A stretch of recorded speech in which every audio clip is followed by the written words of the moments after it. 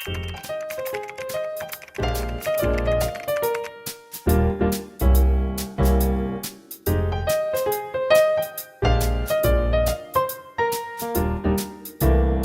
pretty! I'm Georgina.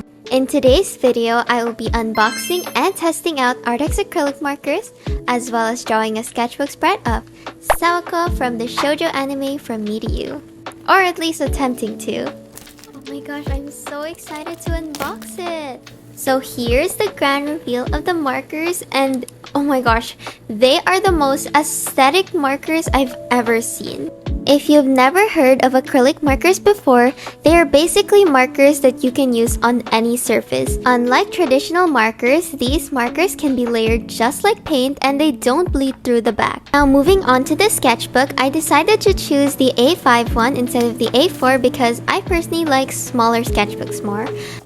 The cover isn't normally a color that I choose, but honestly, it still looks adorable, and the cover is hard enough that I trust that it will protect my art. This sketchbook also has a unique binding that's apparently made to make the paper stay flat, which in my experience so far, I think it does work. Now let's move on to swatching. Upon swatching, I immediately noticed that these markers were so juicy. My favorite part about these specific markers are the fact that you don't need to press them down or torture your marker just to activate them. All you have to do is give it a little shake before each use to make the ink spread evenly, and then you can use it. Here are all the swatches, and as you can see, there is no bleed through in the back. If you would like these acrylic markers, feel free to use my link in the description. And I just want to say thank you so much to Arrtx for sending me these acrylic markers. Well, I mean Arrtx. It's been an absolute dream of mine to collaborate with Arrtx one day, and I'm so happy that this channel has given me that opportunity. So thank you for your support, and thank you so much, Arrtx. To try out these markers, I drew this eye, but I did not get to record it because the process was literally so chaotic and I redid it like 3 times. Now let's move on to the actual drawings. I know that this video is about the acrylic markers, but I decided to use alcohol markers for the skin tone base.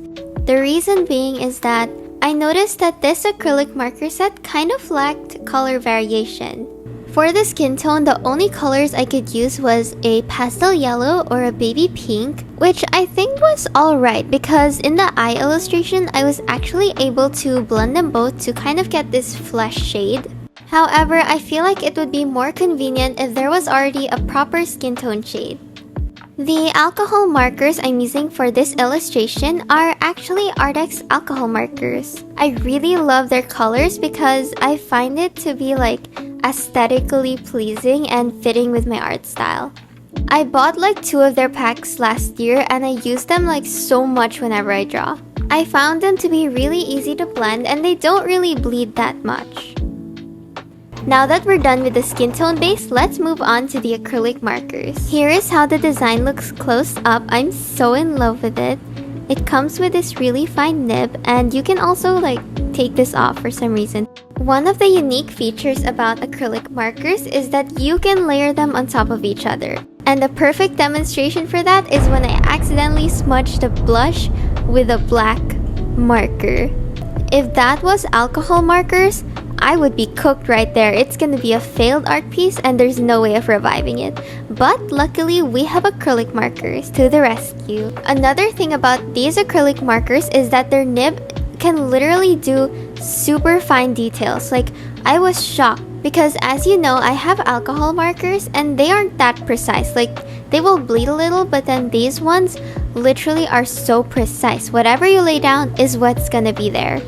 However, I did notice that just like acrylic paints, these don't dry exactly as you lay them down. Some dry darker and some dry lighter. But honestly, that isn't much of a problem as long as you make a swatch sheet. As for the opacity, I'd say this is pretty opaque. Darker colors need about 1 coat and the more pastel colors need about 1 to 2. It depends. Now that I pretty much said everything about the markers, I actually want to share a little bit of lore. This channel was actually supposed to be an art channel, but last minute I decided that I was going to be a vlogger since I thought that it would be more sustainable with my lifestyle. And the reason why I decided to make this a dedicated video rather than a vlog is because I actually wanted to get closure on what it would have been like for me if I was an art YouTuber. And it turns out it's actually like way easier to film than vlogs. But I'm so glad that this channel ended up the way it did, because if I had just been in a different niche, I wouldn't have been able to meet this amazing and supportive community. But seriously, I wouldn't have been able to inspire and reach 20,000 people in just 2 months, just by showing my lifestyle. I have been actually planning an art channel for a year, but the reason why it had just been left as a plan for so long was actually because I was waiting for my room renovation to finish so I would have an aesthetic desk and good lighting to film in.